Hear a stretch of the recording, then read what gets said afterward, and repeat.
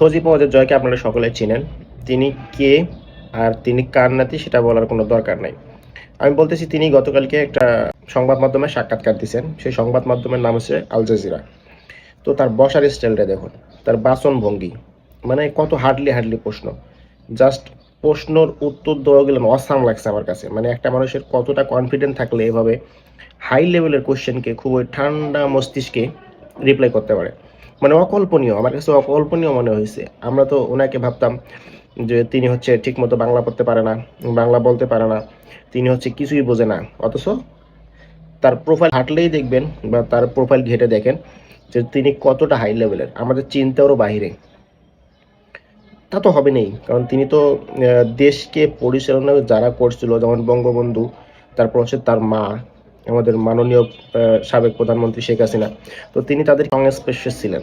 তো কিভাবে দেশকে পরিচালনা করতে হয়, কিভাবে হার্ড সিচুয়েশনকে হ্যান্ডেল করতে হয়, এটা উনি খুব ভালো জানেন।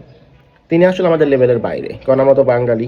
আমরা অনেক কিছু বুঝি না বা জানি না। তিনি দেখেন তার কোয়ালিফিকেশনটা দেখেন, তিনি কিন্তু হচ্ছে আপনার হচ্ছে টেক্সাস ইউনিভার্সিটি থেকে স্নাতক করছে কম্পিউটার সায়েন্স অ্যান্ড ইঞ্জিনিয়ারিং নিয়ে।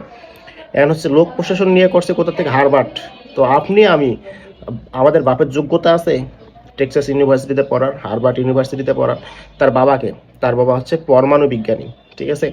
তো তিনি আসলে ওই রকম ট্যালেন্টেড, মানে আমাদের কল্পনারও বাহিরের ট্যালেন্টেড একজন পার্সন। তো তিনি যে এগুলো সামলাবেন খুব সুন্দরভাবে, এটা তো বোঝাই যায়, তাই না? তার বয়স কত, 54 বছর চলে। তো 54 বছরের একজন ব্যক্তি তো অবশ্যই পরিণত হয় না? তো আমি অকল্পনীয়ভাবে মানে সারপ্রাইজ হয়ে গেলাম যে কেমনে এত হার্ড কোশ্চেনগুলো খুব সুন্দরভাবে সামলালো। পরে আবার ভাবলাম যে হ্যাঁ, তিনি তো আমাদের চিন্তার বাহিরের একজন ট্যালেন্টেড ব্যক্তি, একজন হচ্ছে জ্ঞান সম্পন্ন ব্যক্তি।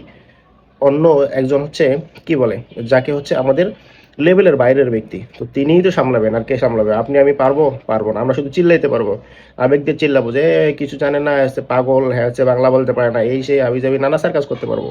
কিন্তু উনি কতটা ট্যালেন্টেড সেটা শুধু যারা হচ্ছে যোগ্য, আমাদের বাহিরের যারা, আমাদের লেভেলের বাহিরের যারা যোগ্য, তারাই জানে।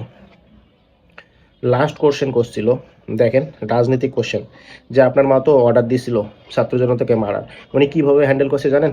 উনি বলছে যে দেখেন, আমার মা যদি অর্ডার দিত তাহলে 10,000 বা 15,000 বা 20,000 লোককে মেরে আমার মা ক্ষমতায় থাকতো। আমার মা কি ক্ষমতায় আছে? ক্ষমতায় নাই। তো এরা যারা বোঝার তারাই বুঝছে, যারা না বোঝার তারা শুধু আবেগ দিয়ে চিল্লাবে, আর ওনাকে বলবে যে উনি বাংলা বলতে পারে না, ওনার হচ্ছে কোনো যোগ্যতা নেই। তো যাই হোক, আর বাড়াবো না। উনি আসলে একজন ট্যালেন্টেড ব্যক্তি এবং হচ্ছে উচ্চ ক্ষমতার বুদ্ধিসম্পন্ন ব্যক্তি। সো ভালো থাকবেন, থ্যাংক ইউ সো মাচ। ওনার জন্য শুভকামনা। আল্লাহ হাফেজ।